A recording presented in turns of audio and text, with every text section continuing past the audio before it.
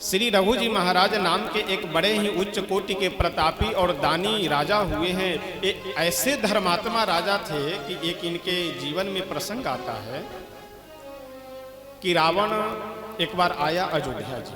उस समय रघु जी महाराज यहाँ के राजा थे।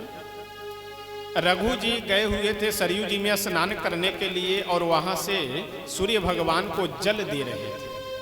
रावण ने देखा कि ये तो इस समय सूर्य भगवान की उपासना करने में तत्पर हैं, तो चल करके इनके सिंहासन पे इनका वेश बना करके बैठते हैं और कुछ इधर उधर झूठ फूस का आदेश दे करके उथल पुथल महल में मचा देंगे। यह सोच करके रावण रघु जी का वेश बना करके आया और जा करके जैसे ही रघु जी के सिंहासन पे यानी अयोध्या जी के राज सिंहासन पे जैसे बैठा वैसे उसकी माया समाप्त, अपने वेश में आ गया हो और जैसे अपने वेश में आया वैसे घबरा करके वहां से भाग लिया। फिर आकर के देखा तो रघु जी यहाँ पे वही सूर्य भगवान की उपासना कर रहे हैं। तो अंत में कुछ सोच विचार कर ही रहा था कि देखा कि रघु जी महाराज जल देने का तो मतलब है कि सीधा सामने जल देना चाहिए, लेकिन वो सामने जल देने के लिए अपने इजुरी में जल लिए थे तो सामने न दे करके उसे पीछे फेंक दिए।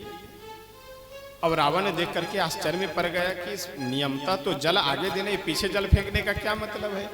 यदि पवित्र भी किया जाए अपने शरीर को तो थोड़ा सा जल लेकर के उसे पढ़कर उसे ढक करके शरीर पे फेंका जाता है, तो जल देने के लिए लिए थे वही जल पीछे फेंक दिए।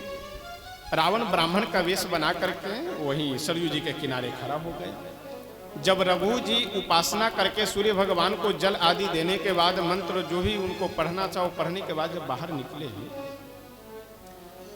तो रावण पूछा कि महाराज शास्त्र के नियमानुसार तो जल आगे देना चाहिए, तो जल आप पीछे क्यों फेंके हैं। रघु जी बोले कि ऐसा है, यहाँ से 100 योजन की दूरी पे, 100 योजन का मतलब 400 कोस और किलोमीटर आप जोड़ लीजिए कितना किलोमीटर हुआ। एक योजन कहते हैं 4 कोस को।